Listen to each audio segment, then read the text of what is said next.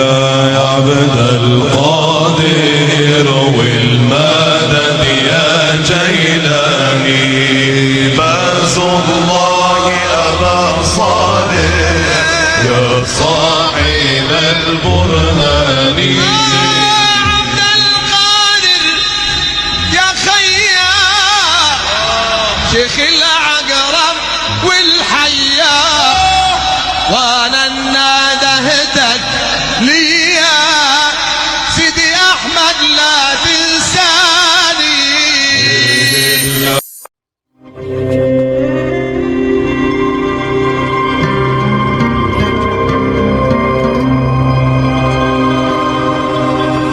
Allah Ta'ala, maka engkau itu wajib bersyukur kepada Allah Ta'ala. Nah jadi kalau engkau mengatakan bahwa saya ini adalah hambanya Allah, ya maka pertanyaan selanjutnya adalah apakah engkau itu menuduh mencurigai Tuhanmu lantaran diakhirkannya doa, dan apakah engkau adalah orang yang meragukan kebijaksanaan Allah Ta'ala? Engkau meragukan kasih sayangnya Allah Ta'ala kepadamu, kepada semua makhluk, dan apakah engkau itu juga meragukan ilmunya Allah Ta'ala tentang semua kondisi dari makhluk? Kalau memang meragukan, ya berarti nanti kafir lagi itu nanti jawabannya di akhir. Kalau tidak meragukan, ya, fa idza kunta ghairu muttahimin lahu wa muqirran bi hikmatihi wa iradatihi wa maslahatihi laka fi ta'khiri dzalika fa alaihi. Kalau memang engkau itu tidak meragukan atau tidak menuduh mencurigai Allah Ta'ala dan mengakui kebijaksanaan Allah Ta'ala, iradahnya Allah Ta'ala, Allah Ta'ala mengetahui kemaslahatan yang pantas untukmu dalam pengakhiran doa, ya ujung-ujungnya engkau harus syukur. Fa'alaika bisyukrillah, harus bersyukur kepada Allah Ta'ala. Kenapa? Li'annahu ikhtara lakal aslah, ya karena Allah Ta'ala pasti memilih kepadamu hal yang paling maslahat untuk dirimu. Wa ni'mata, dan Allah pasti telah memilih kenikmatan untuk dirimu dan menolak keburukan, wadaf al-fasad di angka, dan Allah Ta'ala pasti menolak keburukan dari dirimu. Itu kondisi pertama, ghairu muttahimin. Nah, ketika engkau tidak mencurigai. Tapi kalau engkau mencurigai Allah, fa in kunta muttahiman lahu fidzalika fa anta kafirun, maka engkau adalah orang yang kafir. Bituhmatika lahu, karena engkau mencurigai Allah. Kenapa? Ya li'annaka bidzalika nasiban lahu az-zulma, ya karena mau tidak mau engkau pasti menisbatkan kezaliman kepada Allah, sementara wa huwa azza wa jalla laisa bidzallamin lil abid, sementara Allah Ta'ala itu bukanlah zat yang menzalimi hamba-hambanya. La yaqbalu zulma, Allah Ta'ala tidak menerima kezaliman, tidak memiliki kezaliman. Bahkan wa yastahilu alaihi an yadlima, dan mustahil bagi Allah Ta'ala untuk zalim kepada siapapun, karena idhuwa malikuka, karena Allah Ta'ala adalah yang memilikimu, wa maliku kulli syai'in, dan Allah Ta'ala memiliki semua sesuatu. Dan al-malik, yang memiliki, pemilik itu, lahut tasarrufu fi milkihi kaifa syaa, dia memiliki tasarruf, memiliki upaya atau tasarruf apapun, upaya apapun dalam miliknya, bagaimanapun, kaifasya, bagaimanapun dia inginkan, sehingga fala yutlaqu alaihi ismul zulmi, tidak pantas, tidak layak untuk disebut bagi Allah Ta'ala nama ismul zulmi, nama kezaliman. Wa innama zalimu man yatasarrafu fi milki ghairihi bighairi idnihi, ya karena yang namanya orang yang zalim itu adalah seseorang yang bertasarruf, yang menggunakan milik dari orang lain tanpa ada izinnya, sehingga fansadda alaika sabilut tasakhuti alaihi, sehingga tertutuplah pintu untuk kebencian kepada Allah Ta'ala dalam perbuatan Allah Ta'ala dalam dirimu, bima yukhalifu tab'aka, dengan hal yang bertentangan dengan tabiatmu dan yang bertentangan dengan syahwat nafsumu. Itu ya. Jadi sehingga ketika seseorang itu berdoa kemudian sudah lama tidak diijabah oleh Allah Ta'ala, dan dia menuduh atau mencurigai Allah Ta'ala, maka hakikatnya dia kafir, karena mau tidak mau otomatis dia menisbatkan kezaliman kepada Allah Ta'ala. Padahal semua yang ada di alam semesta itu adalah milik Allah, ya kan? Manusia milik Allah, dan karena Allah Ta'ala adalah pemilik segalanya, otomatis mau ngapa-ngapain ya bebas. Dan tidak layak sama sekali bagi Allah Ta'ala untuk disebut sebagai orang yang zalim, karena orang yang zalim, definisinya orang yang zalim adalah seseorang yang menggunakan atau memakai milik orang lain tanpa ada izinnya, sehingga sama sekali tidak ada jalan untuk membenci kepada Allah dalam semua perbuatan Allah yang berlaku bagi semua manusia, apalagi yang bertentangan dengan tabiat manusia dan syahwatnya, ya kan? Meskipun wa in kana fi dzahiri mafsadatun laka fa'alaika bisyukri awis sabri wal muwafaqati war ridha. Ya, walaupun secara zahir itu terdapat mafsadah, doa udah bertahun-tahun yang pengen istri misalnya, belum dijawab oleh Allah Ta'ala, ya meskipun dari sisi zahirnya ada mafsadah, tetap fa'alaika bisyukri, wajib bagi kita untuk bersyukur. Satu, syukur. Yang kedua, awis sabri atau sabar.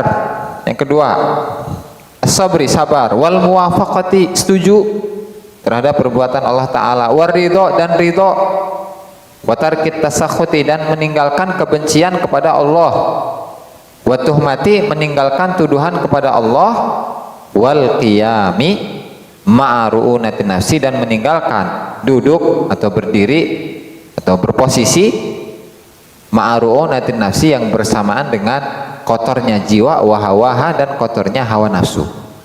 Di mana ru'unatin nafsi atau kotornya jiwa, kotornya hawa nafsu, itulah yang membuat seseorang itu sesat dari jalan Allah Subhanahu wa Ta'ala. Dan itu pertama. Yang kedua, tadi fa'alaika bisyukri itu pertama. Yang kedua adalah wa'alaika bidawamid doa, terus menerus berdoa, jangan bosan-bosan untuk berdoa. Wasidqil iltija, dan kejujuran dalam menghadapkan diri ke Allah Ta'ala. Wa husnidzon birabbik, dan husnudzon kepada Allah. Wa intidharil farji minhu, dan menunggu solusi dari Allah Ta'ala. Wa tasdiq biwa'dih, dan juga membenarkan janji Allah. Wal haya'i minhu, dan malu kepada Allah. Wal muraqabati li amrih, dan selalu mengawasi perintah Allah. Wa hifdzi tauhidih, dan menjaga tauhid kepada Allah. Wal musara'ati ila adai amrih, dan bercepat-cepat untuk melaksanakan perintahnya.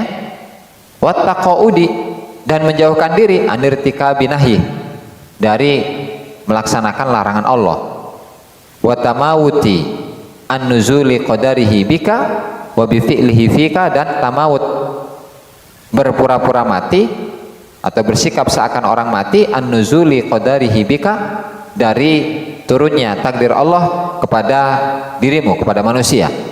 Wa bi fi'lihi fika, dan dengan perbuatan Allah dalam dirimu. Ya, artinya ini adalah kedua kewajiban yang harus dilaksanakan oleh manusia ketika dia itu berdoa kepada Allah Ta'ala selama waktu yang lama tetapi belum diijabah.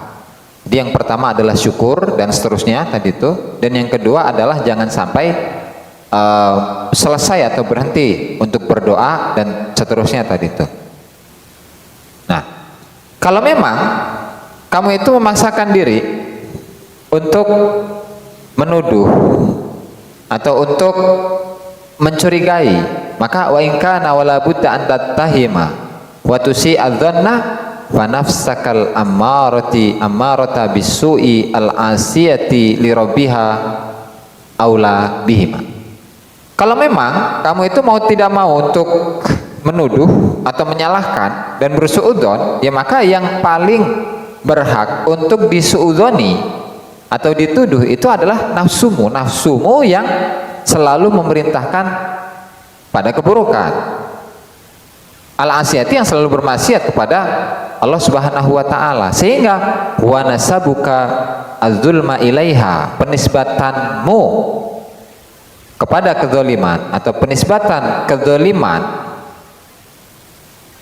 olehmu kepada nafsu itu ahra min maulaka, itu lebih baik daripada engkau menisbatkan kezaliman kepada Tuhanmu. Sehingga fahdhar muwafaqataha, hati-hatilah engkau dari setuju atau menyetujui nafsu, wa muwalatiha, dan hati-hatilah engkau dari berteman dengan nafsu, waridho bifiliha, dan hati-hatilah engkau dari ridho dengan semua perbuatan-perbuatan nafsu, wa qaulaha, dan ucapan nafsu, fil ahwali kullaha, dalam semua keadaan. Kenapa? Li'annaha aduwatullah, karena nafsu itu adalah musuhnya Allah. Nafsu itu adalah musuhnya Allah. Wa aduka asyaitonur rajim. Ini udah ya. Dan musuhmu itu adalah setan yang terkutuk. Wahia, dan nafsu itu adalah khalilatuhu, adalah kawan dari setanmu, dari setan. Wa jasusatuhu, dan mata-matanya setan.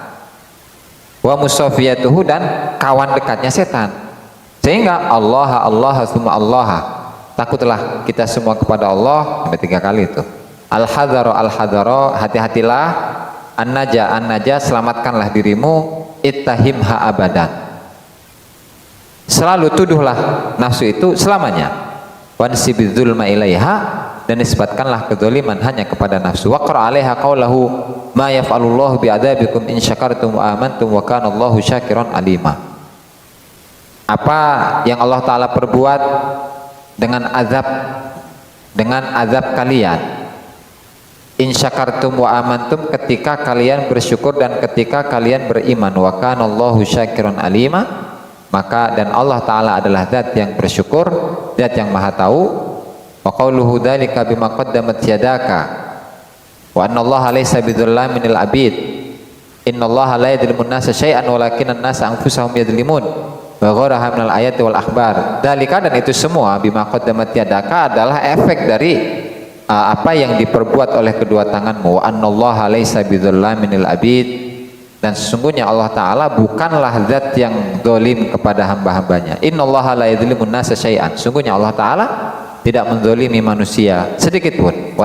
Walakinnan nasa anfusahum yadhlimun, tetapi manusia itu sendirilah yang zalim kepada diri mereka. Wa gharaha minal ayati wal akhbar. Kun khasmanillah, sehingga jadilah engkau itu musuh lillahi alaiha, musuh untuk Allah atas nafsu. Wa mujadilan laha, dan jadilah engkau itu orang yang berdebat dengan nafsu, anhu, dari Allah. Wa muhariban, memerangi nafsu, memerangi hawa. Wa sayyafan li rabbik, dan jadilah engkau adalah orang yang memegang pedang untuk Allah.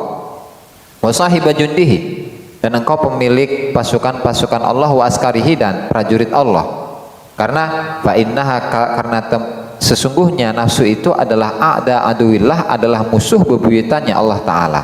Qala Allah Ta'ala, ya Daud uhjur hawaka fa innahu la munazi'a yunazi'uni fi milki ghairul hawa. Wahai Nabi Daud alaihissalam, tinggalkanlah hawa nafsumu, karena la munazi'a, tidak ada sesuatu yang melawan, yunazi'uni, atau yang merebutku dalam kerajaanku selain hawa nafsu. Jadi hawa nafsu itu adalah musuh yang paling berat di antara musuh-musuh yang lainnya, sehingga kita harus melawannya agar nafsu itu tunduk hanya kepada Allah Subhanahu wa Ta'ala.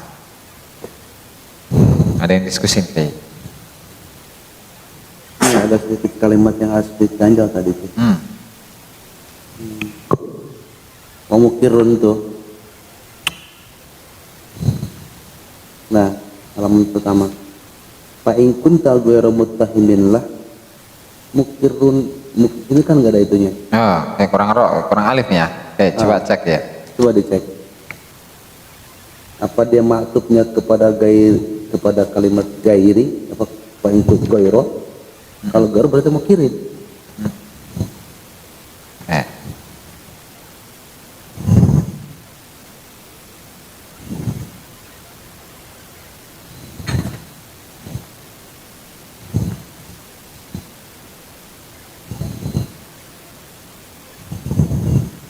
Wa mukiron. Mukiron ya. Oh, berarti ma'tuf ghairo ya. Ya.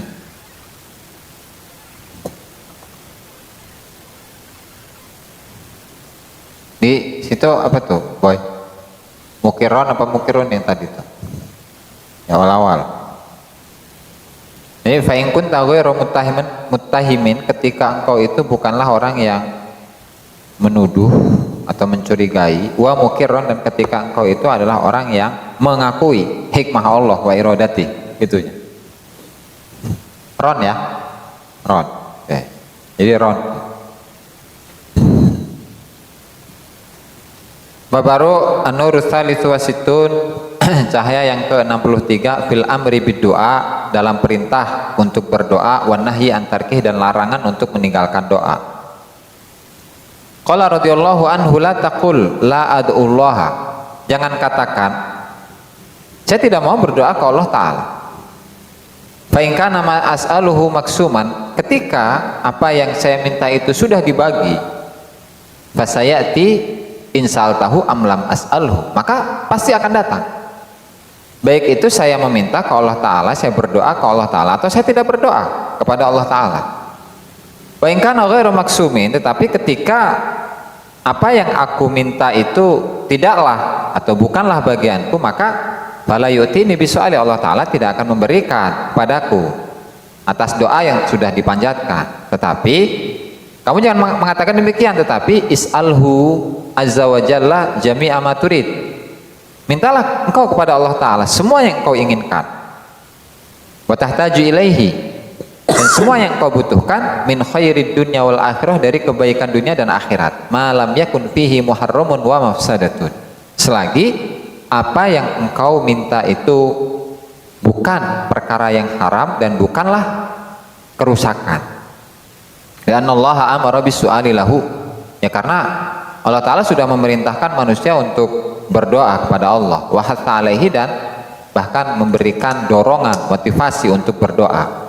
Seperti ayat qala azza wa jalla, wa qala rabbukum ud'uni astajib lakum innal ladzina yastakbiruna an ibadati sayadkhuluna jahannama dakhirin. Dan Tuhan telah berkata, Tuhan kalian, berdoalah kalian kepadaku maka saya akan ijabah untuk kalian. Sesungguhnya mereka orang-orang yang sombong untuk beribadah kepadaku, maka mereka akan masuk ke dalam neraka jahanam dalam keadaan hina. Wa qala azza wa jalla was'alullaha min fadlihi innallaha kana bikulli syai'in alima, dan mintalah kalian kepada Allah dari karunia Allah, sungguhnya Allah Ta'ala adalah maha mengetahui atas segala sesuatu. Wa qala Nabi sallallahu alaihi wasallam is'alullaha wa antum muqinuna bil ijabah, mintalah kalian kepada Allah dan kalian meyakini akan diijabahnya doa. Wa qala sallallahu alaihi wasallam is'alullaha bi butuni akufikum, mintalah kalian kepada Allah dengan butun, apa bagian dalamnya, telapak tangan kalian semua. Wa ghairu dzalika minal akhbar. Jadi karena banyak ayat dan hadis yang memerintahkan kita untuk berdoa, ya maka kita harus berdoa banyak-banyak. Meskipun ya apa yang kita minta itu tidak langsung diijabah oleh Allah Ta'ala, ya karena nanti akan dijawab. Wah, meskipun kita sudah berdoa lama dan belum diijabah oleh Allah Ta'ala, itu akan menjadi simpanan buat kita nanti di akhirat. Nanti lanjutlah, ada jawabannya di belakang. Sehingga wala taqul ini as'aluhu, dan engkau jangan katakan ini as'aluhu, saya sudah berdoa kepada Allah Ta'ala, fala yu'tini, tapi Allah Ta'ala tidak memberikan kepadaku. Faidan la as'aluhu, ya udah, akhirnya saya nggak mau berdoa. Tapi baldum ala du'aihi azza wajal, tapi selalulah engkau berdoa, senantiasalah engkau untuk berdoa kepada Allah. Fa innahu in kana dzalika maksuman saqahu ilaika ba'da an tas'alahu, karena ketika apa yang engkau doa, apa yang engkau minta itu sudah dibagi oleh Allah Ta'ala untukmu, maka saqahu ilaika, maka Allah Ta'ala akan menggiring apa yang engkau minta kepadamu. Ba'da antas alahu, setelah engkau berdoa, sehingga fayazidu dzalika imanan wa yaqinan wa tauhidan, sehingga keimanan, keyakinan dan tauhidmu itu akan semakin kuat. Wa tarka ba'da an tasalu fayazidu dzalika wa tarku su'alil khalqi. Fayazidu tarkas su'ali wa tarkas su'ali, dan bertambah tidak meminta kepada makhluk, warruju'a ilaihi, dan tidak, dan menambah kembali kepada Allah fi jami'i ahwalik, dalam semua keadaanmu, wa inzali hawaijika bihi azza wajal, dan penurunan kebutuhan-kebutuhanmu itu adalah oleh Allah Subhanahu wa taala. Jadi kondisi pertama ketika kita berdoa kepada Allah taala dan apa yang kita doakan itu merupakan bagian dari kita, maka Allah taala pasti akan menggiring hal itu kepada kita, mengantarkannya kepada kita, sehingga keimanan bertambah, keyakinan bertambah, tauhid bertambah, tidak meminta mengemis kepada makhluk pun bertambah, dan kembali kepada Allah itu pun bertambah. Dan inzali hawaijika bihi ta'ala, dan penurunan hajat-hajat oleh Allah Subhanahu wa taala itu pun juga bertambah. Kondisi pertama itu. Kondisi yang kedua, wa illam yakun maksuman, ketika apa yang diminta itu tidak atau bukan bagian untuk diri kita, maka a'taqal ghina anhu fil batini, maka Allah taala akan memberikan kekayaan atau ketidakbutuhan kepada apa yang diminta fil batin, di batin. Jadi kita berdoa kepada Allah taala sudah bertahun-tahun belum kunjung diijabah oleh Allah taala, dan tetap kita terus-menerus berdoa kepada Allah taala. Nah, itu bukannya kecewa yang didapat, tetapi justru Allah taala akan memberikan kita rasa ketidakbutuhan dari apa yang kita minta atau kita doakan.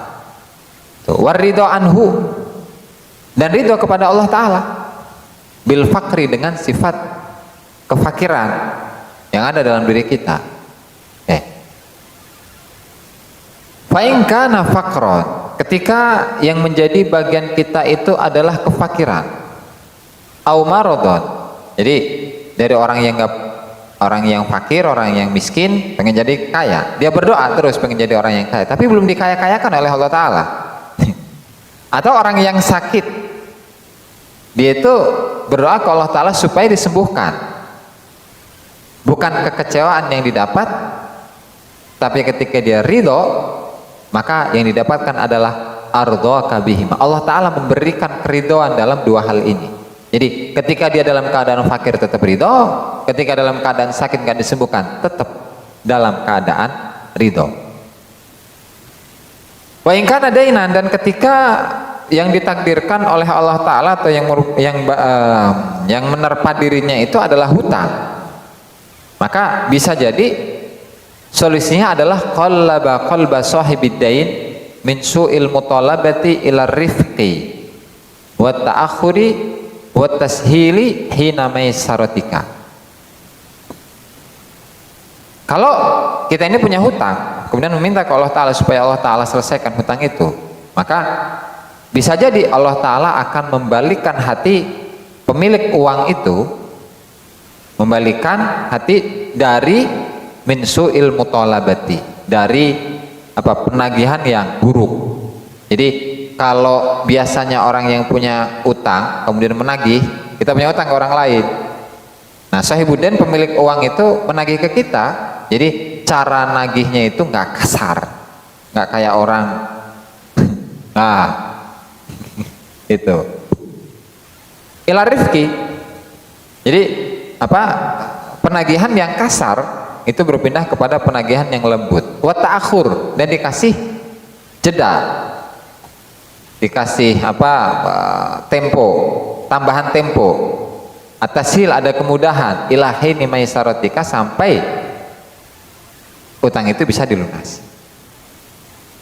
Satu. Kedua, au isqatihi angka, au naksahu, atau utang itu digugurkan dari diri kita, au naksihi, atau dikurangi. Jadi misalnya utang 1 juta itu digugurkan, udahlah buat kamu gratis gitu, gak usah bayar. Nah, ya, au naksihi, udah gak usah bayar semuanya, bayar aja setengah, 500.000 doang, jadi bayar tuh. Nah, sisanya hibah, nah setengahnya balikin saya. Nah terus fa illam yaskut angka, ketika hutang itu tidak gugur dari diri kita, walam yatruk minhu fid dunya, dan Allah Ta'ala tidak meninggalkan hutang itu di dunia, maka a'taqallahu azza wa jal fil akhirati thawaban jazila, maka Allah Ta'ala akan memberikan di akhirat itu pahala yang banyak. Badala malam yu'tika sebagai ganti dari apa yang tidak Allah berikan kepada kita, bisu'alika fid dunya fa illam yaskut atau kafil ahad. Oke, bisa. Li'annahu karimun, karena Allah Ta'ala adalah zat yang maha dermawan, ghaniyun yang maha kaya, rahimun yang maha pengasih, fala yukhayyibu su'alahu, sehingga Allah Ta'ala tidak mengecewakan orang yang meminta kepadanya. Nah, jadi fa'ilam yaskut angka, ketika utang itu tidak gugur darimu di akhirat, di dunia, walam yatruk minhu fid dunya, dan masih ada sisa gitu di dunia, sampai meninggal tuh nggak ada ininya di akhirat, nggak terbayar itu di dunia, maka ataqallahu fil akhirati thawaban jazilan. Jadi ada ganti dari itu. Jadi doa itu bisa nempel utangnya di akhirat, bahkan bisa menjadi pahala yang besar. Badala malam yutika bisu'alika fid dunya, sebagai ganti dari doa kita yang tidak dikontankan oleh Allah Ta'ala di dunia. Terus ya, karena Allah Ta'ala itu adalah zat yang maha dermawan, ya otomatis yang namanya dermawan kan pasti ngasih. Ghaniyun maha kaya, rahimun maha welas asih, sehingga fala yukhayyibu sa'ilahu, Allah Ta'ala tidak mungkin mengecewakan. Artinya ketika di dunia itu tidak dikasih kontan oleh Allah Ta'ala, pasti di akhirat pun akan ada balasannya. Tuh. Terus imma ajilan, jadi balasannya itu, balasan dari doa itu bisa kontan ketika dia masih di dunia, wa imma ajilan, atau diakhirkan di akhirat. Faqad jaa fil hadis an Nabi sallallahu alaihi wasallam, karena dalam keterangan hadis Nabi Muhammad sallallahu alaihi wasallam itu, innal mu'mina yara fi sahifatihi yaumal qiyamati hasanatin lam ya'malha wa lam yadri biha. Sungguhnya seorang mukmin, dia melihat di dalam catatan amalnya pada hari kiamat, dia melihat beberapa atau banyak kebaikan-kebaikan yang tidak pernah dia lakukan. Walam yadri biha, dan dia tidak mengenal kebaikan-kebaikan atau catatan kebaikan itu dari mana. Fayaqulu ma'arifuha, saya nggak tahu itu. Min aina li hadhil hasanat, kebaikan-kebaikan ini dari mana? Fayuqalu lahu, maka ada yang mengatakan kepada dirinya, innaha badalu mas'alatika allati sa'altaha fi dari dunya, itu adalah ganti dari doamu yang pernah engkau panjatkan ketika di dunia. Maksudnya wadzalika annahu bisu'alihi lillahi azza wa jalla, yaitu karena dengan doanya dia kepada Allah Subhanahu wa taala, yakunu dzakiran lahu, ketika dia berdoa otomatis dia mengingat Allah Ta'ala, berzikir, menyebut Allah Ta'ala. Wa muwahhidan, ketika dia berdoa berarti dia telah mentauhidkan Allah Ta'ala. Terus wa wadi'a asyai'i fi maudhi'ihi, dan ketika dia berdoa otomatis dia ini meletakkan sesuatu pada tempatnya. Wa mu'tiyal haqqi li ahlihi, dan dia telah memberikan hak kepada ahlil hak. Wa mutabarri'an, ketika dia berdoa otomatis dia adalah orang yang membebaskan diri, mengosongkan diri dari dayanya, wa quwwatihi, dan kekuatannya, wa tarikan litakaburi, dan dia telah meninggalkan sifat sombong, sifat merasa besar, wal anafah, dan sifat takabur, sama itu anafah atau merasa tinggi. Wa jami'u dzalika, dan semua hal itu merupakan a'malun sholihatun, adalah amal-amal yang soleh, laha thawabun, yang memiliki pahala di sisi Allah Subhanahu wa taala. Artinya ketika seseorang itu berdoa kepada Allah Ta'ala, nah nanti dan ketika di dunia itu pun belum diijabah, artinya belum di cash, belum dikontankan oleh Allah Ta'ala, maka jangan kecil hati ya, karena nanti di akhirat doa-doa itu akan menjadi amalan-amalan yang atau catatan amal yang begitu besar yang seorang mukmin itu bisa jadi tidak sadar dari mana saya mendapatkan amalan-amalan itu, dan ternyata dia diberitahu bahwa amalan-amalan itu adalah sebagai ganti dari doanya. Karena ketika seseorang berdoa itu otomatis banyak amalan yang telah dia lakukan. Yang pertama, ketika dia berdoa berarti ia telah berzikir kepada Allah, telah mentauhidkan Allah, telah meletakkan sesuatu pada tempatnya, memberikan kebenaran pada ahlinya, dia telah membebaskan diri atau mengosongkan diri dari daya dan upayanya, dia meninggalkan kesombongannya, merasa angkuh, merasa besar, ya kan? Ada 8, berarti 8 amal, sehingga doa ini adalah sama dengan 8 amal atau ibadah ini, sehingga di akhirat nanti dia akan mendapatkan amalan-amalan yang begitu luar biasa yang bisa jadi dia tidak menyadari akan hal itu.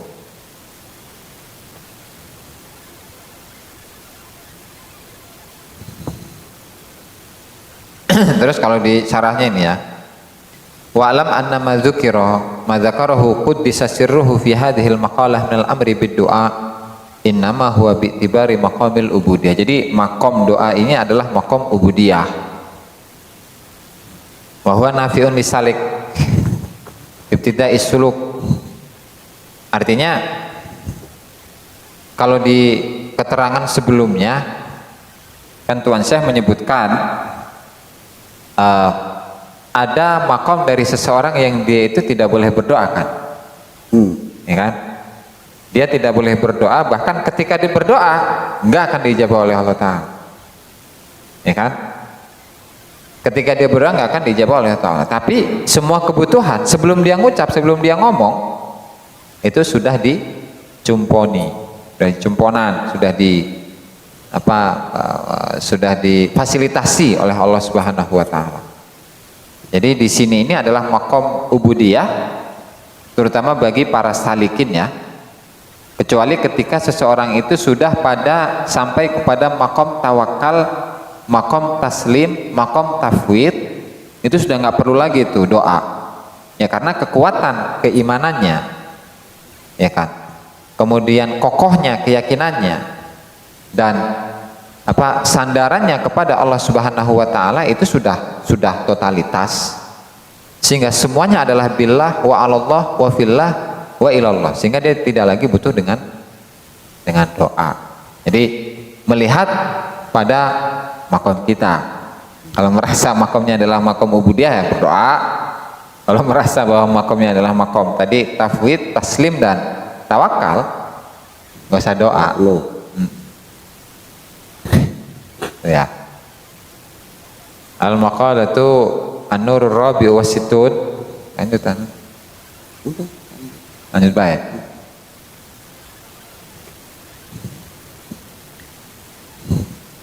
An-nuru ar-rabi wa situn, cahaya yang ke-64 fi jihadin nafsi, melawan hawa nafsu, wa tafsili kaifiyatihi, dan uraian mengenai tata cara mujahadatun nafs. Qala radhiyallahu anhu kullama jahatan nafsa, setiap kali engkau melawan nafsu, wa ghalabtaha, dan engkau kalahkan nafsu, wa qataltaha, dan engkau bunuh nafsu, bisayfil mukhalafah, dengan pedang mukhalafah, perlawanan, laha, untuk nafsu, maka ahyahallahu azza wa jalla, Allah hidupkan kembali nafsu itu, wa naza'atka, melawanmu, wa talabat minka syahwatu wal ladzat, dan syahwat dan kelezatan itu meminta kepadamu al junaha minha, dosa dari nafsu, wal mubaha, dan mubah, yang berupa mubah dari nafsu, tapi supaya lita'auda ilal mujahadati wal musayafa, agar engkau itu kembali kepada mujahadah, perlawanan ya, musayafah, Ya, perlawanan atau peperangan dengan pedang supaya liyaktuballahu laka thawaban daiman. Pahala yang abadi. Bahwa makna qaulin Nabi sallallahu alaihi wasallam, dan ini adalah makna dari ucapan Nabi, raja'na minal jihadil asghari ilal jihadil akbar. Jadi setiap kali kita itu memerangi nafsu, kita kalahkan nafsu, kita bunuh nafsu, tetap Allah Ta'ala itu akan selalu menghidupkan nafsu itu. Gak ada habisnya, kayak gak ada habisnya. Bahkan Allah Ta'ala hidupkan, Allah Ta'ala suruh nafsu itu untuk melawan diri kita. Bahkan syahwat dan kelezatan yang asalnya dari nafsu itu meminta perbuatan dosa dari kita dan melakukan perbuatan yang mubah, tapi dasarnya adalah nafsu. Nah, dan tujuan dari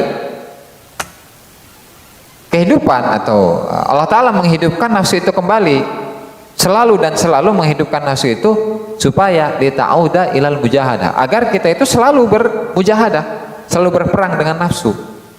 Karena dibalik itu Allah Subhanahu wa Ta'ala menuliskan pahala yang abadi, pahala yang langgeng. Nah, sehingga raja'na minal jihadil asghari ilal jihadil akbar, sebagaimana dalam hadis Nabi, beliau menyabdakan, kita sekarang ini pulang dari jihad yang kecil menuju jihad yang besar. Jihad yang kecil itu adalah jihad dengan fisik orang kafir. Jadi kisah dari perang Badar itu. Perang Badar di mana muslim itu jumlahnya hanya 300 sekian, 313 atau 15 melawan 1000. Itu kan? Menang. Yang ketika menang, beliau mengatakan, kita ini lagi pulang dari jihad yang kecil menuju jihad yang besar. Kenapa besar? Ini dijawab, arada bihi mujahadatan nafsi lidawamiha wastimrariha ala syahawati wal ladzati wan himakiha fil ma'asi. Yang dimaksud oleh Rasul itu adalah jihad yang besar, itu adalah jihad melawan hawa nafsu, karena perlawanan terhadap hawa nafsu itu terus menerus, tidak akan berhenti-berhenti, ya kan? Wastimrariha ala syahwat, dan nafsu itu selalu ya diikuti oleh syahwat-syahwat dan kelezatan-kelezatan, dan inhimakiha fil ma'asi, tenggelam dalam maksiat. Tuh. Makanya dalam sebuah ayat, wa'bud rabbaka hatta ya'tiyakal yakin, sembahlah engkau atau beribadahlah engkau kepada Tuhanmu sampai datangnya keyakinan. Yakin itu mati. Amarallahu ta'ala li nabiyhi sallallahu alaihi wasallam bil ibadah wa hiya mukhalafatun nafs. Allah Ta'ala memerintahkan nabinya untuk ibadah. Arti dari ibadah itu ya mukhalafatun nafs. Kenapa? Ya karena semua ibadah itu li'annal ibadati kulliha ta'bahan nafs. Karena semua ibadah itu ditolak oleh nafsu. Waktu itu yang namanya nafsu itu pasti inginnya adalah tidak beribadah sampai ila an ya'tiyahul yakin ya'nil mautu, sampai datanglah keyakinan, yaitu mati. Ya, artinya selagi seseorang itu masih hidup dan akalnya normal, ya otomatis dia terus diwajibkan oleh Allah Ta'ala untuk melawan nafsu. Ya karena ketika seorang manusia diperintahkan untuk ibadah, itu pasti bertentangan dengan nafsu. Malas amat sholat, malas amat mau ngaji, malas amat mau puasa, kan malas. Nah, dilawan itu. Itu perjuangan itu, bro. Jangan. Oke. Nah, kemudian di sini ada iskal atau ada diskusi gitulah dari muridnya Tuan Syekh mungkin. Kaifa ta'ba nafsu Rasulillahi al-ibadata wa huwa alaihi salatu wassalam la hawalahu. Kok bisa nafsu Rasulullah SAW itu menolak untuk, bagaimana bisa nafsu Rasulullah itu menolak untuk ibadah, sementara Rasul itu tidak memiliki hawa nafsu? Berasal dari ayat wa ma yantiqu anil hawa in huwa illa wahyun yuha. Tidaklah Nabi Muhammad itu berucap dari hawa nafsu, ya karena apa yang diucapkan oleh Rasul itu adalah wahyu yang diwahyukan. Manaqulu, maka jawabannya adalah innahu khataba nabiyahu bihadzal khitab liyataqarrara bihi syar'u. Jawabannya adalah Allah Ta'ala mengkhitob itu, mengajak bicara kepada Rasulullah dengan pembicaraan ini, liyataqarrara bihi syar'u, agar syariat itu tegak, sehingga fayakunu aman, syariat itu menjadi umum, tersebar baina ummatihi, di antara umat-umat Nabi Muhammad, ila antaku masa'a, sampai datangnya hari kiamat. Suma innallaha ta'ala azza wa jalla a'ta nabiyahu alaihi salatu wassalam al-quwwata 'ala nafsi wal hawa kay la yadurruhu. Kemudian Allah Ta'ala memberikan nabinya kekuatan untuk melawan hawa dan nafsu, agar hawa dan nafsu itu tidak madarat, tidak membahayakan kepada Rasul, wala yuhwijahu, dan keduanya itu tidak membutuhkan kepada mujahadah, perlawanan, wal muharabah, peperangan. Bikhilafi ummatihi, berbeda dengan umatnya. Kalau Rasul meskipun dimudahkan oleh Allah Subhanahu wa taala untuk melawan hawa dan nafsunya, itu mudah bagi Rasul, tapi Rasul tetap mencontohkan kepada umatnya bahwa umatnya itu selalu dalam keadaan melawan dan berperang dengan hawa nafsunya. Sehingga faida damal mu'min ala hadhil mujahadah, ketika seorang mukmin itu dawam, konsisten untuk melawannya, untuk melawan hawa nafsu, sampai ila an ya'tiyahul maut, sampai maut mendatanginya, wa yalhaqa bi rabbih, dan dia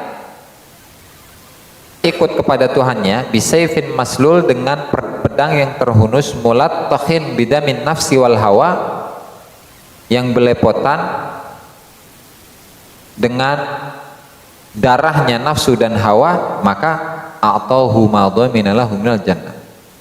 Ketika nafsu itu sudah selesai, maka Allah Ta'ala akan memberikan janji Allah Ta'ala yang berupa surga. Wa amma man khafa maqama rabbihi wa nahan nafsa 'anil hawa fa innal jannata hiyal ma'wa. An-Nazi'at 40-41.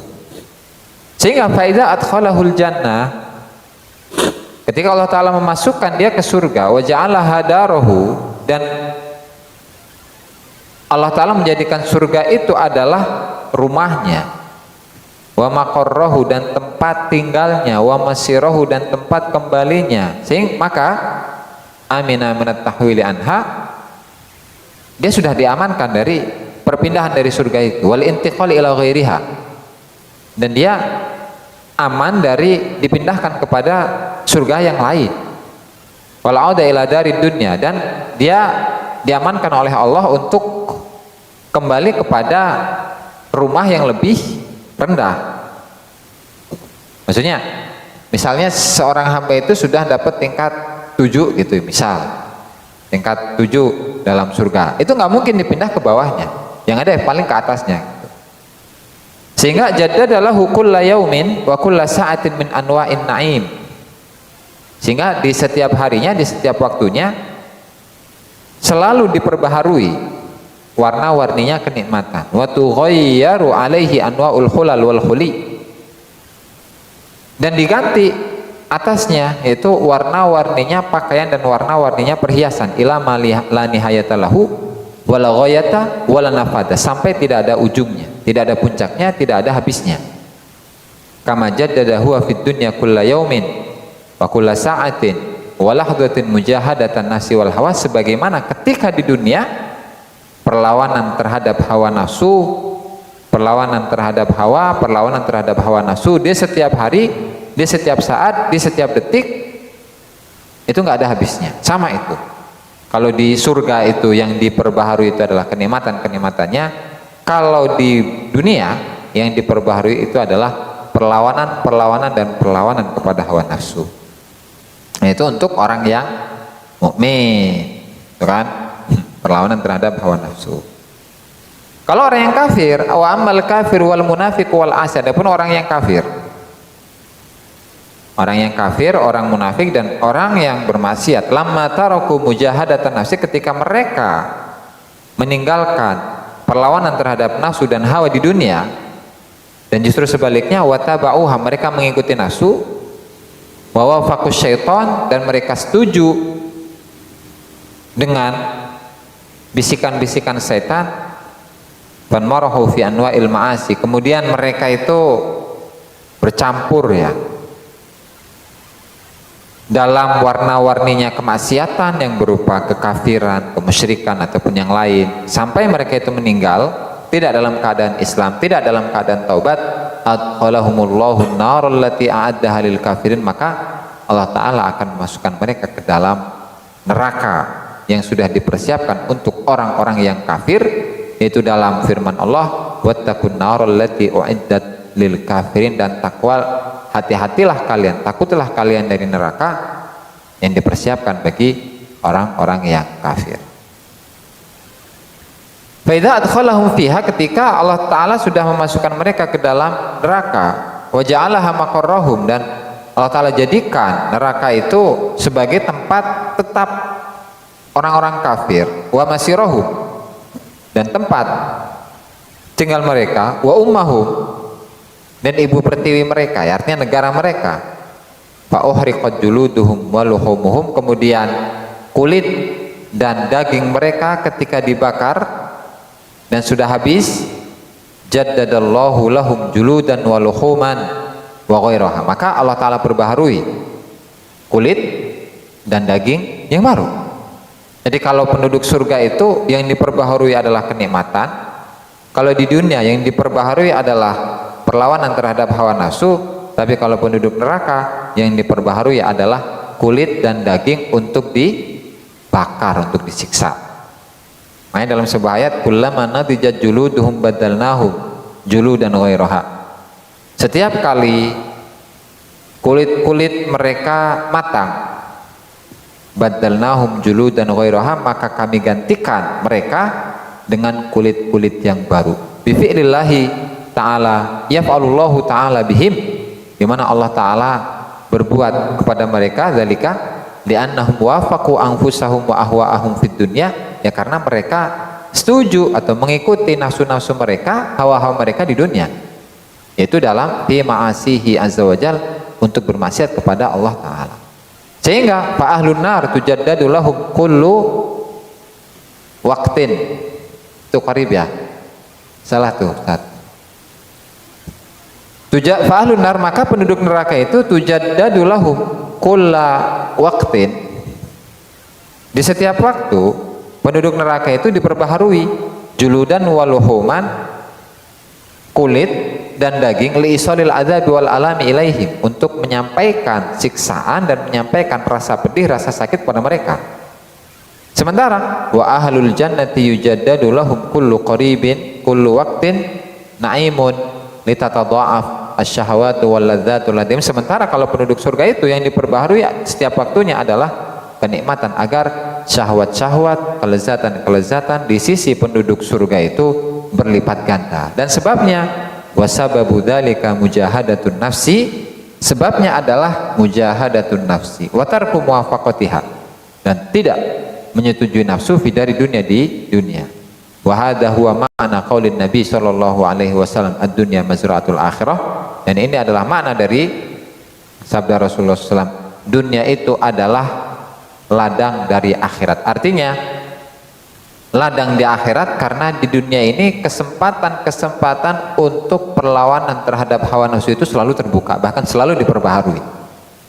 Sehingga karena kesempatan itu selalu terbuka dan selalu diperbaharui, maka dia menjadi ladangnya akhirat, untuk kemudian di surga mendapatkan pahala-pahala atau kenikmatan-kenikmatan yang tidak ada batasnya.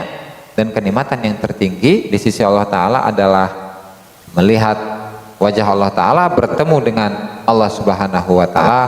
Wallahu Ta'ala a'lam bishawab.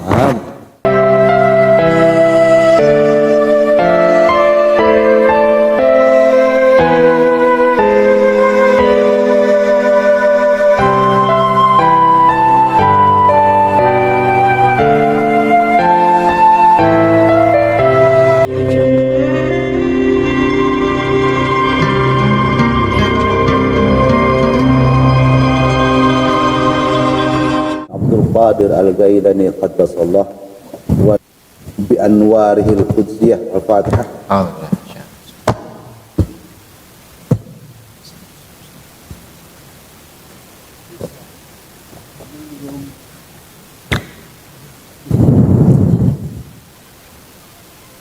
Allahumma ba'na bi Muhammad wa alid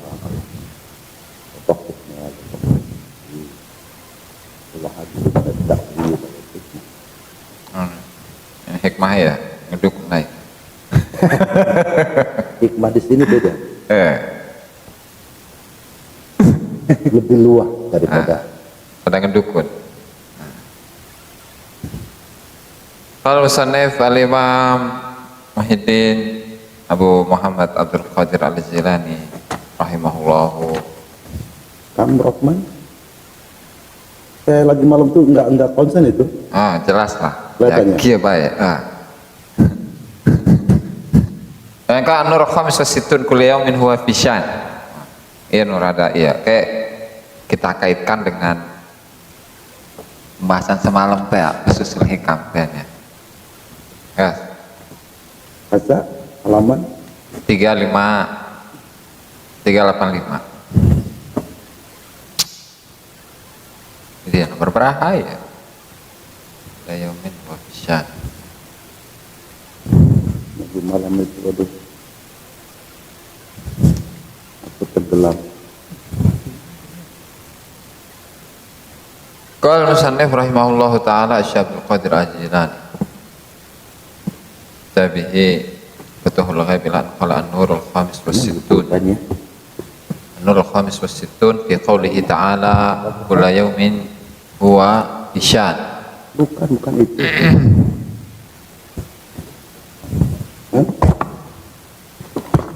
Qala radhiyallahu an fi qoulihi ta'ala tentang firman Allah Ta'ala kullu yaumin huwa fi syan, di mana setiap harinya Allah Ta'ala itu berada dalam kondisi sya'nin nakirah. Bukan, juga sama aja. Iya. Tadi mau dipegang-pegang. Qala radhiyallahu anhu idza jaballahu abdahu masa'alahu, ketika Allah Ta'ala mengijabah hambanya atas apa yang dia minta, wa atahu ma talabahu, dan Allah Ta'ala memberikannya apa yang dia cari, lam tanfarim bidzalika iradatuhu, maka iradahnya Allah Ta'ala itu tidak akan terpecah. Wala majaffa bihil qalamu, dan juga tidak rusak atau tidak terpecah apa atau tulisan yang sudah kering, dan tidak terpecah, tidak rusak ilmu yang sudah lewat, ilmu yang sudah lewat bagi Allah Subhanahu wa Ta'ala, ilmu azali. Lakinnahu yuwafiqu su'aluhu murad rabbih fi waqtih, tetapi atau hanya saja doanya si hamba ini memang sesuai dengan keinginan Allah pada waktunya, sehingga fatah surul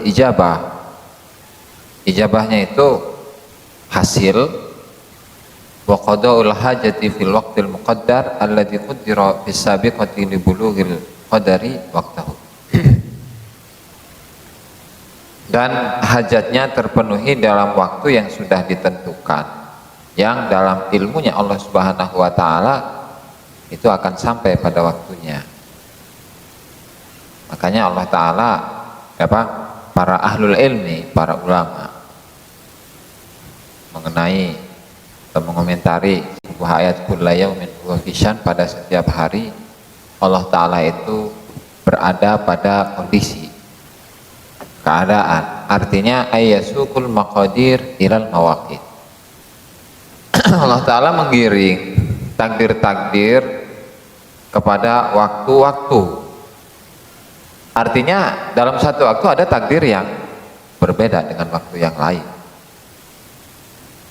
Kullu yaumin kan setiap harinya, huwa fi syan, Allah Ta'ala itu berada dalam kondisi, artinya Allah Ta'ala mengatur takdir-takdir sesuai dengan ilmunya Allah Ta'ala, sesuai dengan tulisan di lauhul mahfudnya. Tuh. Sehingga fala yu'tillahu ahadan syai'an fid dunya bimujarradi du'ai. Sehingga Allah Ta'ala itu tidak memberikan seseorang sesuatu di dunia hanya karena doanya.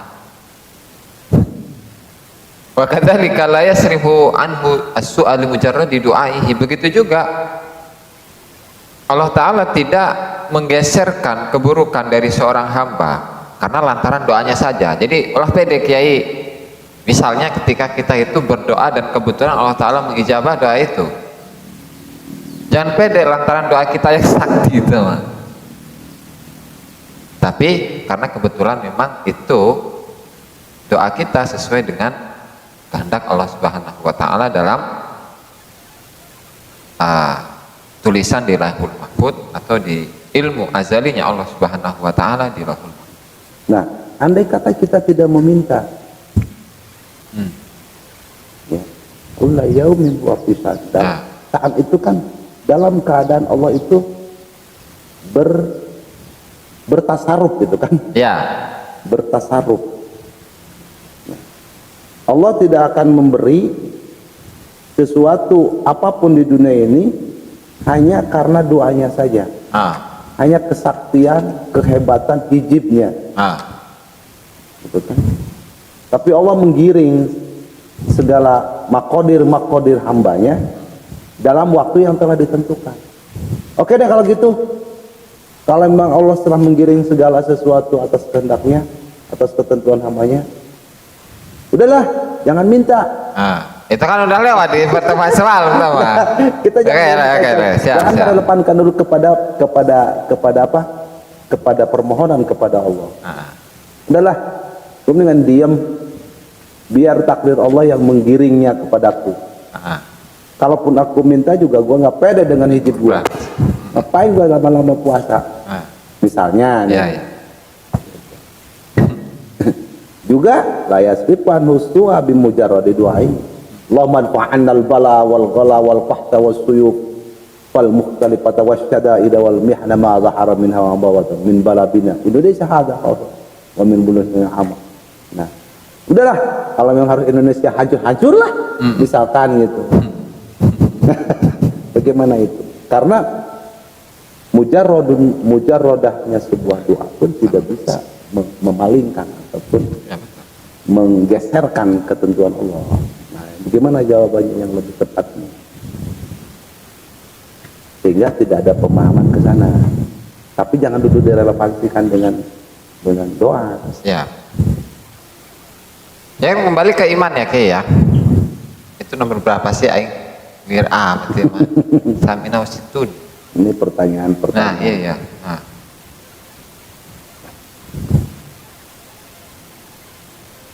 Kembali ke permasalahan iman, al-imanu bil qadari khairihi wa syarrihi. Iman kepada takdir. Iman kepada takdir Allah yang baik dan yang buruk. Yang baik dan yang buruk. Semuanya kan udah diatur kan? Betul? Ya. Karena sifatnya iman, dan iman itu pasti kepada sesuatu yang gaib. Sementara kedepannya, apakah itu misalkan apa yang kita inginkan gitulah, apapun itulah, misalnya apa kayak duit lah, karena apa namanya, kita itu rata-rata memikirkan duit, ya kan? Padahal duit itu hanya sekedar alat tukar, ya kan? Oke, saya pengen bulan depan itu dapat duit, ya Allah, saya minta kepadamu ya Allah, bulan depan kau apa memberikanku uang 1 M misal, ya kan? Nah, ke depan sebulan lagi itu kan gaib sifatnya. Tahu baik atau buruknya kita nggak tahu. Baik menurut kita belum tentu menurut Allah Ta'ala. Nah, sehingga kita itu ditugaskan untuk selalu berdoa gitu. Dan Dan fungsi dari doa sendiri kan banyak.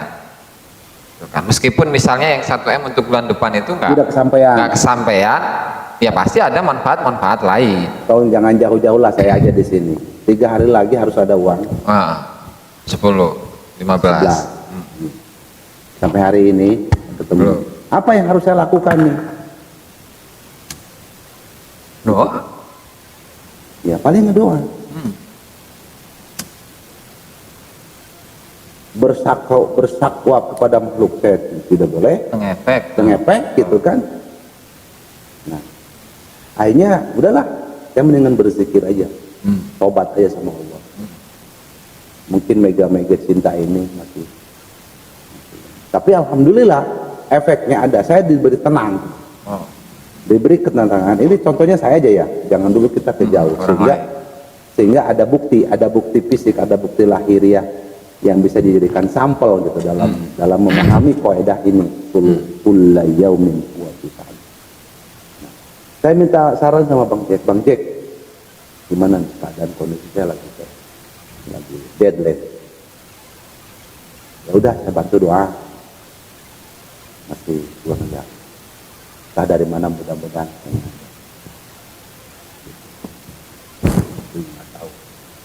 Saya pernah mengalami itu, sering mengalami. Satu hari lagi ada uang,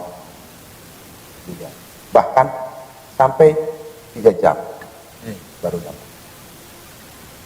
Oke, ada pengalaman teman kan. Dah, yakinkan aja dulu, tenang aja. Saya lepas di kendaraan, hanya bersakwa. Saya lepas kendaraan, efeknya juga tetap. Saya pertahankan juga bagus. Ya, hanya dia mungkin dengan senang hati sama Tuhan sama. Dah, saya lewat ini sudah bilang buka dulu. Saya nggak mau, karena saya bawa hati kondisi kayak orang yang apa ini. Telepon juga tadi ke dealer. Teman saya juga di dealer, sudah 2 bulan belum bayar mobil.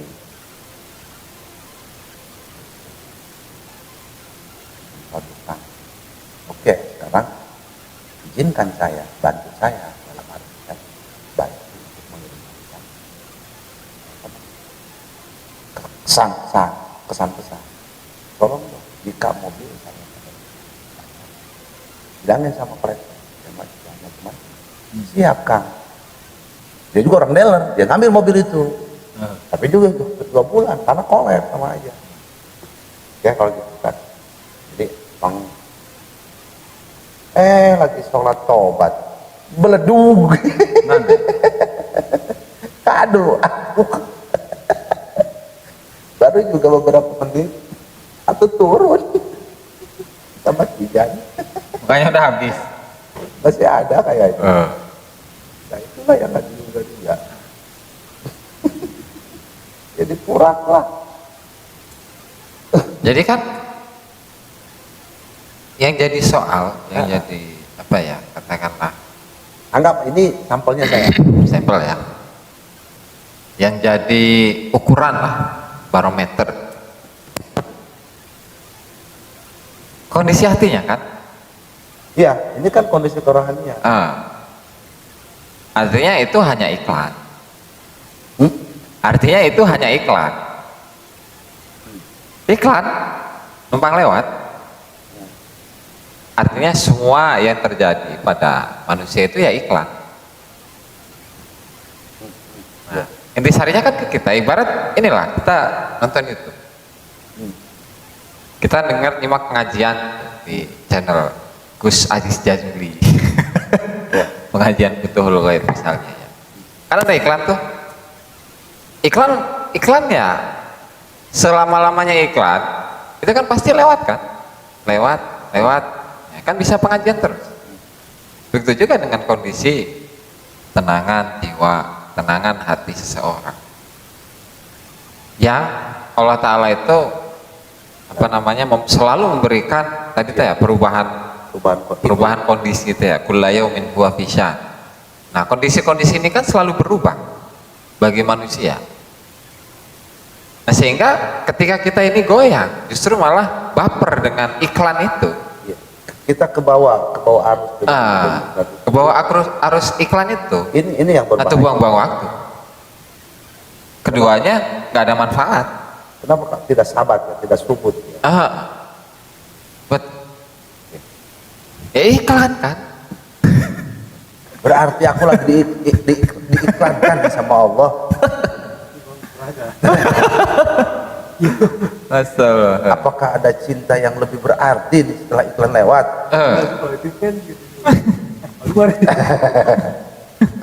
Itu iklan, tapi iklannya sangat dibutuhkan. Nah, makanya kan biasanya kalau yang ngikuti iklan-iklan itu, atau katakanlah bahasa ininya yang baper dengan kondisi manusia yang selalu berubah. Artinya dia kan mengikuti akalnya. Perasaannya. Nah, mengikuti perasaannya, mengikuti akalnya yang akal ini bercampur dengan hawa nafsu. Ya, itulah kondisinya. Tuh. Makanya hal ini kenapa?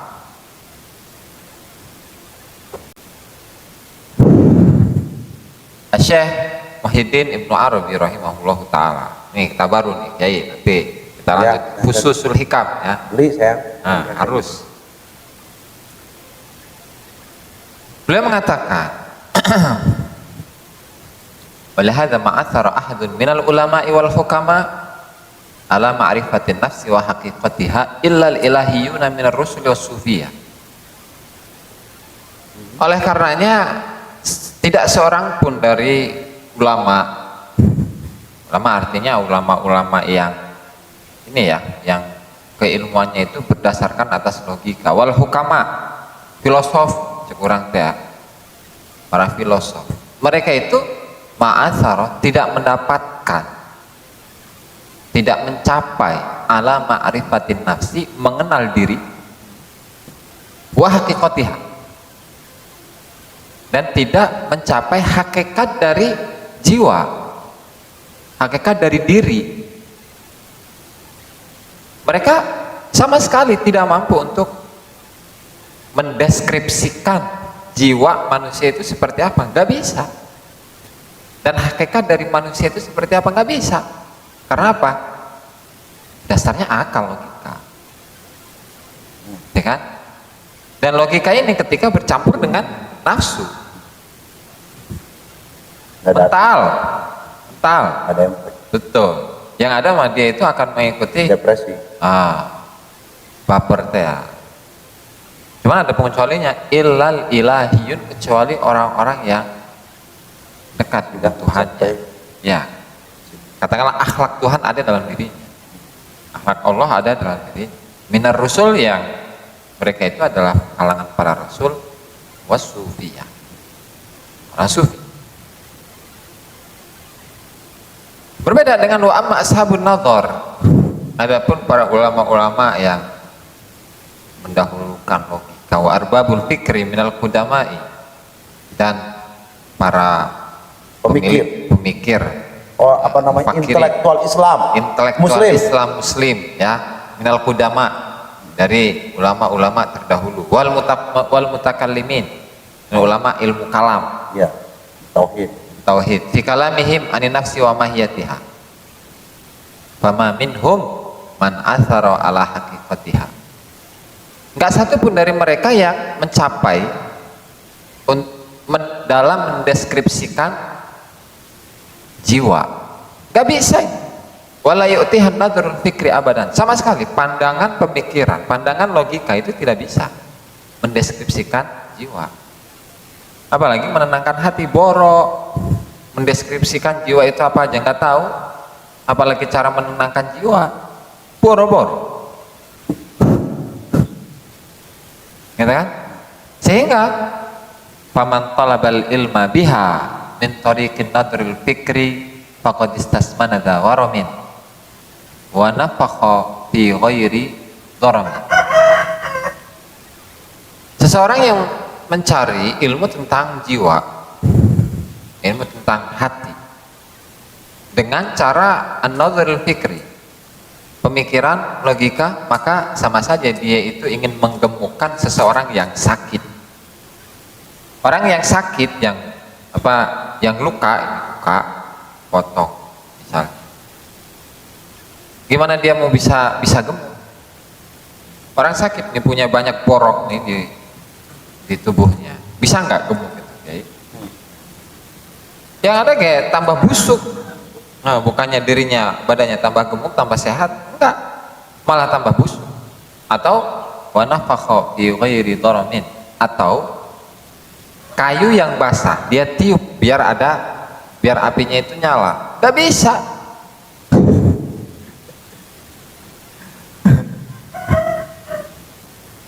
Makanya wa ma ahsana ma qala Allah taala fi haqqil alam wa tabaddulihim al anfas. Betapa indahnya apa yang Allah taala firmankan tentang alam semesta dan perubahan alam semesta bersamaan dengan nafas-nafas manusia fi khalqin jadid, dalam penciptaan yang baru. Maksud? Artinya setiap nafas manusia itu kan bisa kehitung ya. Kita bernafas, menghembuskan dan menarik nafas dalam satu hari berapa kali?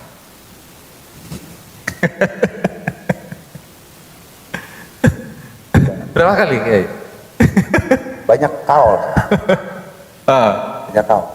Yang dipakai sama Angmu itu 4.444. 124.000 kali. 124.000 kali nafas dalam sehari. Menghembus dan mengeluarkan. Ya. Ya, itu keterangan ahli sufi itu di mana? Ibnu Ajibah di dalam syarah hikamnya disebutkan 124.000 sehari semalam 24 jam. Berarti sejamnya? Tahu, dibagi aja tuh. Berarti sejumlah para nabi ya? Iya. 124.000. Ya. Sehari semalam tuh ya? Sehari semalam. Makanya Naksabandi itu untuk mengukur ataupun menjaga nafas itu agar selalu menghembuskan asma Allah setiap masuk dan keluar. Nah, setiap nafas itu khalqin jadid, artinya kondisi yang baru. Kullayamin huwa fisyan, kaitannya ada di sini. Kullayamin huwa fisyan. Di setiap hari Allah Ta'ala itu berada dalam kondisi. Artinya setiap waktu Allah Ta'ala mengatur sesuai waktu. Setiap, tidak hanya setiap waktu, setiap nafas. Setiap nafas. Jadi kalau satu manusia aja, satu hari itu berarti udah ada 124.000 kondisi. Nah, tinggal bagaimana manusia itu apa? Memanfaatkan. Oke? Bi ainin wahidah, dalam satu benda.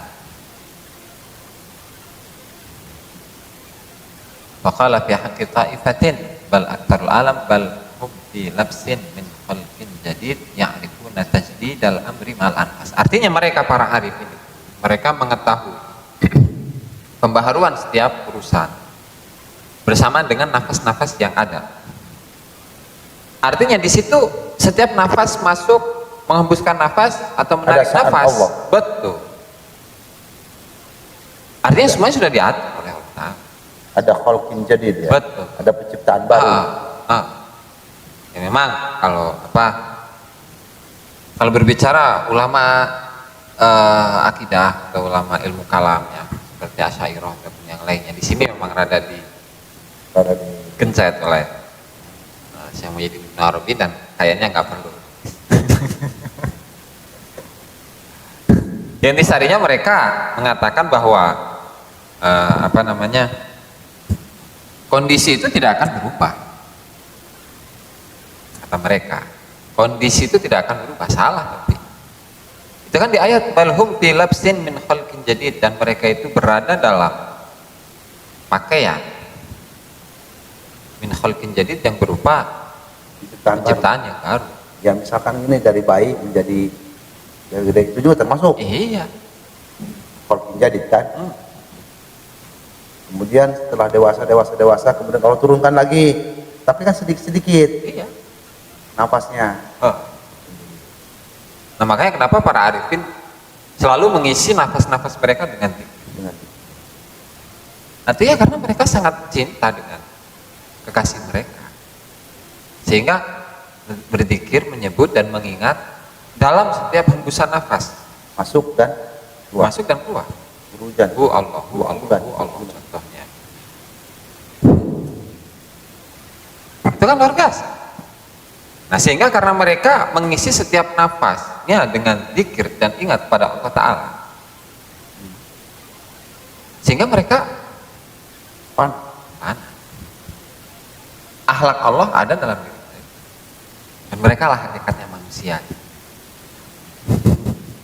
Dan mereka hakikatnya sifat tajalli Allah. Betul. Ingat itu borok.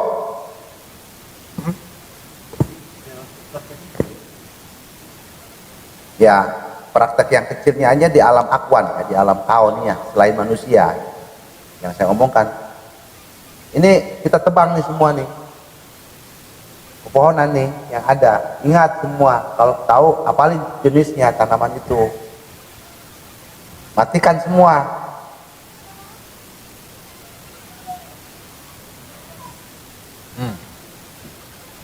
Maka dia, Bro, kopi bro. maka akan timbul tanaman baru yang jenisnya berbeda dari jenis yang lama. Nah, Itu aja dulu. Rumputnya apapun ada kesamaan, tapi juga timbul beberapa berbeda, banyak perbedaan. banyak perbedaan. Mirip tapi tidak sama. Dan kita tidak mengenal nama-nama itu. Nah, Begitu luar biasanya khalqin jadinya Allah gitu kan. Kalau kita berbicara alam akwan di luar diri kita, mereka bernapas, tuh mereka hidup. nah, Udah jangan ikut campur manusia, jangan ikut campur, biarkan itu.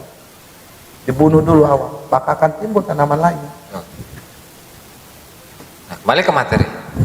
Sehingga kita jangan pede dengan doa yang kita panjatkan gitu. Ketika ada yang minta doa, misalnya tanah laku, ya kan?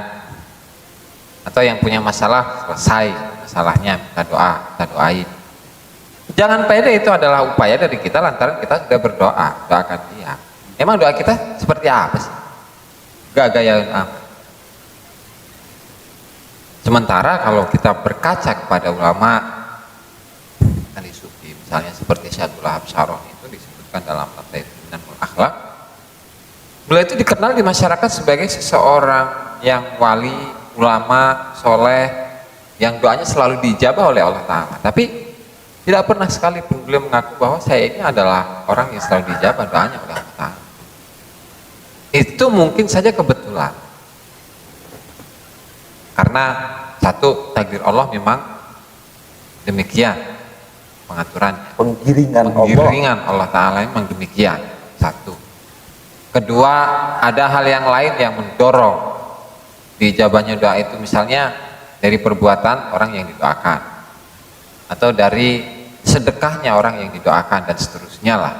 Artinya beliau sama sekali tidak merasa bahwa saya ini loh orang yang ketika berdoa selalu dijabah oleh Allah Ta'ala. Enggak. Ya artinya siapa Abdul Wahab Sya'rani itu tidak merasa memberikan efek terhadap doanya. Betul. Kalaupun dia sudah memiliki makom wali, ya, dia tidak yakin bahwa doanya itu bisa memberikan efek kepada orang lain. Betul. Yang jelas itu mah adalah merupakan penggiringan Allah terhadap waktu-waktu orang yang didoakannya. Hanya barangkali harus melewati sabab. Nah,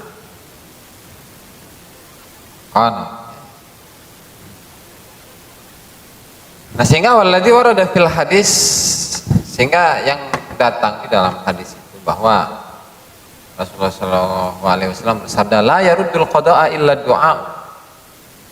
Tidak dapat menolak atau menggeser takdirnya Allah Ta'ala kecuali doa. Artinya adalah qila innal murada bihi la yaruddul qada'a illa du'a alladhi qada an yarudda li qada'ihi. Artinya doa yang bagaimana? Doa yang Allah Ta'ala takdirkan, bahwa Allah Ta'ala menjadikan doa itu menolak takdir yang sudah Allah Ta'ala atur. Ya seperti kisahnya Tuan Syekh itu ketika ada seorang muridnya Tuan Syekh dan sekaligus murid dari guru beliau yaitu Syekh Ahmad Ad-Dabbas, itu ada di Manaqib. Di mana di situ beliau itu ketika pertama kali menghadap ke Syekh Ahmad Ad-Dabbas, jangan kamu, karena dia mau keluar kota ya, dagang. Jangan keluar kota, karena ketika kamu keluar kota, kamu akan mati di jalan, dan semua hartamu akan habis ludes, ya, perampokan di situ. Oke, masih mamang kan, masih ragu, pengen meyakinkan lagi. Beliau datang ke Tuan Syekh Abdul Qadir Al-Jilani. Kata beliau, udah berangkat aja, berangkat. Udah saya doakan kamu selamat. Akhirnya berangkat ya. Berangkat, dan kebetulan di tengah jalan itu ngantuk. Setelah ngantuk tertidur. Setelah tidur mimpi, dan mimpinya dirampok dan dia dibunuh, digorok sama itu perampok. Dan ternyata di lehernya itu ada bekas darah dan rasa sakitnya pun sama, parah, kerasa gitu. Sakitnya digorok gitu ya. Ada bekas darah di lehernya. So, akhirnya pas sudah selesai itu berdagang dan pulang ke Baghdad, laporan. Alhamdulillah saya ini selamat, teman saya ceritain kayak gitu kan. Terus kata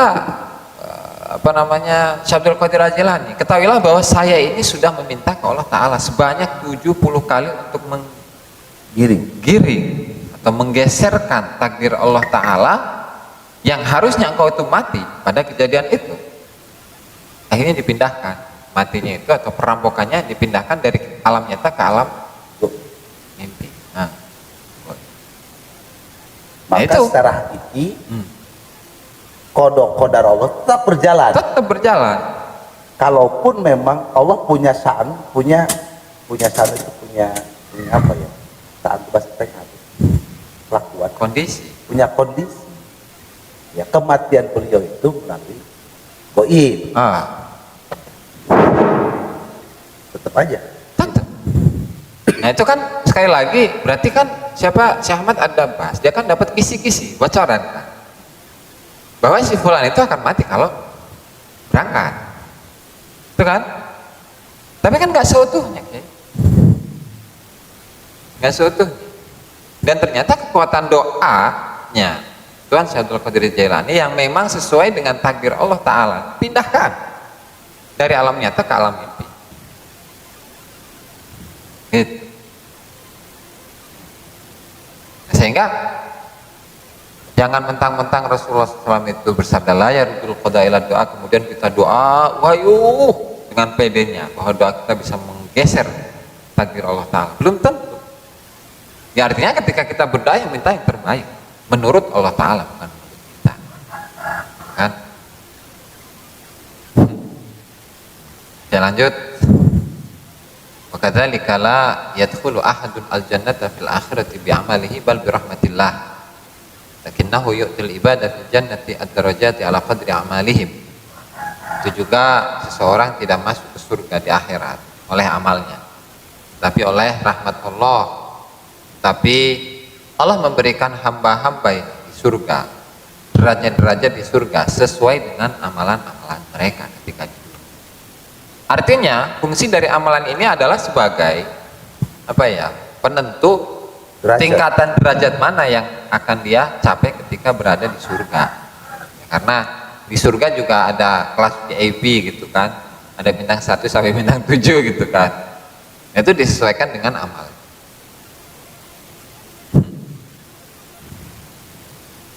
Nah, oke, kita lihat coba Tafsir.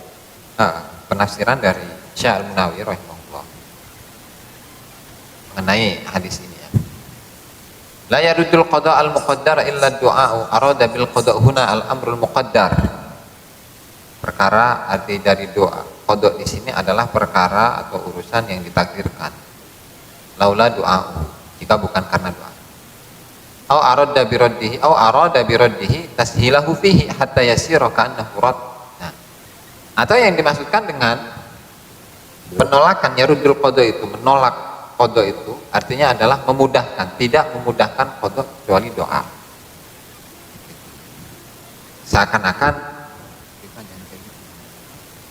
Seakan-akan itu adalah penolakan, padahal hanya pemudahan aja. Qala ba'duhum syara'allahu ad-du'a li ibadihi liyanalul hudud alladhi ju'ilat lahum fil ghaib. Terus di bawahnya. Ya. Allah Ta'ala mengajarkan doa kepada hamba-hambanya, mensyariatkan doa kepada hamba-hambanya agar mereka mendapatkan bagian-bagian hudud allati ju'ilat lahum fil ghaib, yang sudah dijadikan untuk mereka di ghaib, di alam ghaib. Hatta idza wasalat ilaihim fadhaharat alaihim tawahamal khalqu annahum naluha bid-du'a. Sampai ketika bagian-bagian tadi sampai kepada mereka dan muncul, nampak bagi mereka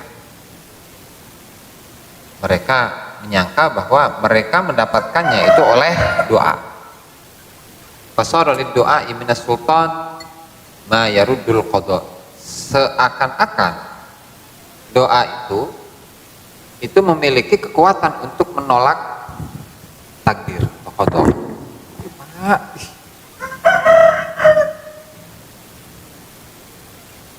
Wala yazidu fil umri illal birru, tidak menambah dalam umur kecuali amal baik.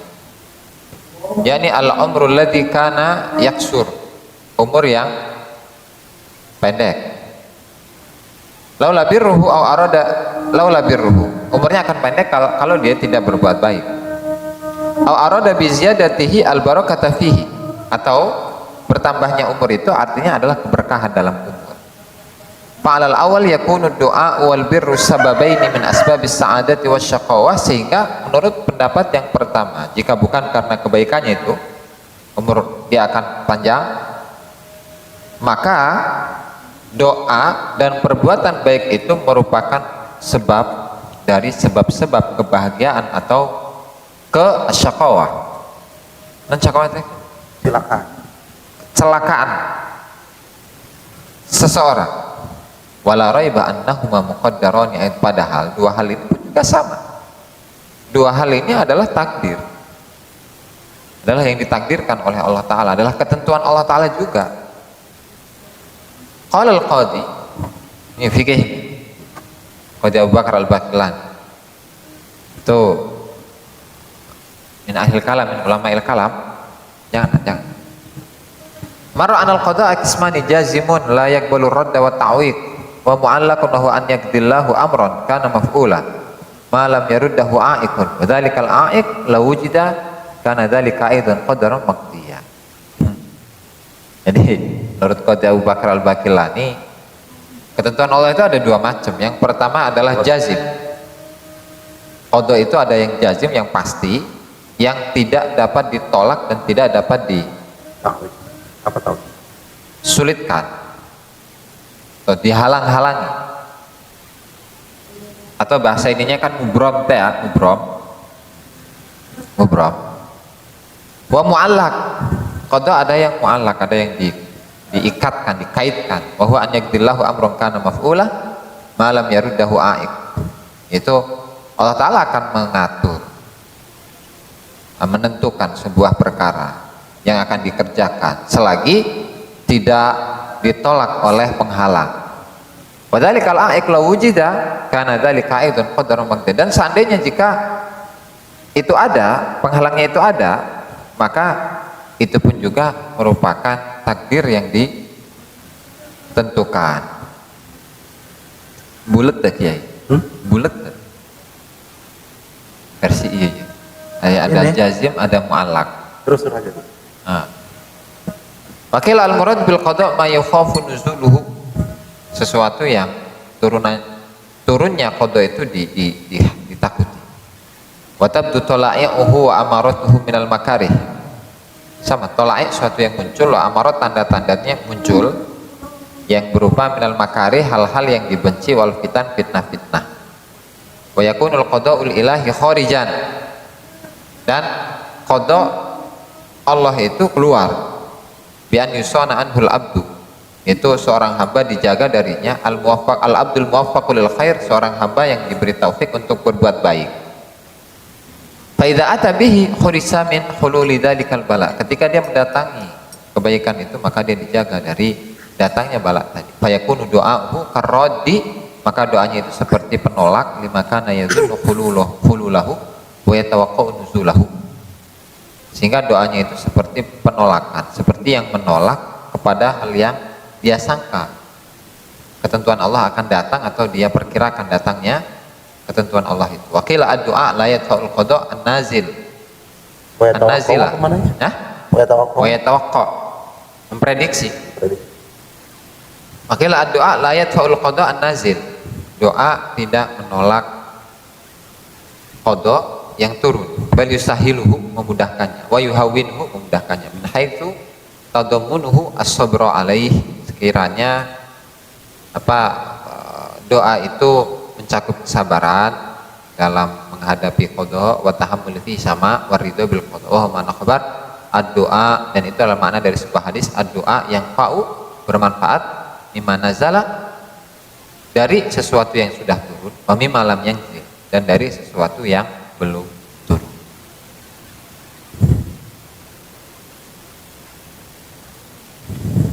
Ini kan versi dari ahli fikih. Terlalu ke barat ke timur. Tidak. Jelimet ya, Jelimet tidak. Tok. Udah. Jadi keyakinan kita jadi apa ya? Jadi terombang-ambing dengan pendapat. Jadi tidak jazim. Betul. Oke, berbicara tentang qada mubrom, qada mu'allaq, dari mana kita tahu bahwa itu adalah qada mubrom? Dari mana kita tahu bahwa itu adalah qada mu'allaq?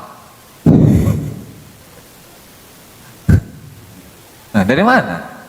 Mubrom udah lewat ya, udah selesai. Terus yang akan datang? Woi, mu'allaq itu. Berarti yang udah lewat mubrom, yang akan datang mu'allaq. Terus yang kita bicarakan itu apa? Yang udah lewat apa yang akan datang? Berbicara takdir, qada qadar dadanya. Itu berbicara yang akan datang atau sudah lewat? Mubrom udah lewat. Ya kan sudah tidak bisa diganggu lagi. Lalu kemudian ketika ditanya, dari mana kamu tahu niat tentang doa apa qada itu mubrom? Referensinya mana? Paling hanya menoleh ke belakang. Oh iya, dulu saya begini. Itulah takdir saya.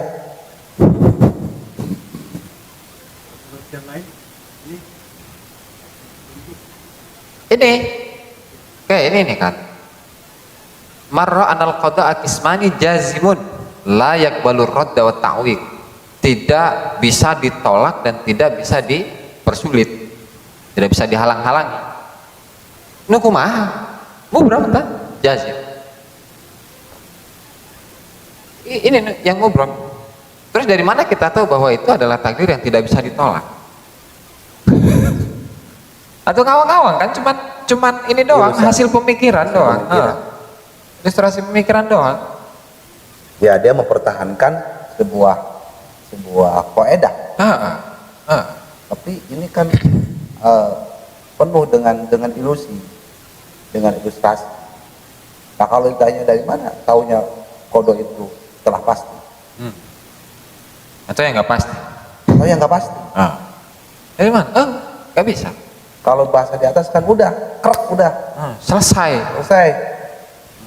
Jadi atau boro-boro ngebahas tentang qada ya, qadar, ngebahas tentang apa deskripsi jiwa, deskripsi nafsu aja nggak bisa. Apalagi ngomong masalah qadar, masalah qada, masalah ketentuan Allah. Jadi bullshit tag ya. Ya itulah akal. Itulah akal.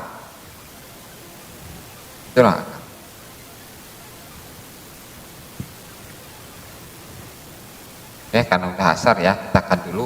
Wallahu ta'ala a'lam. Yes, kita lanjut.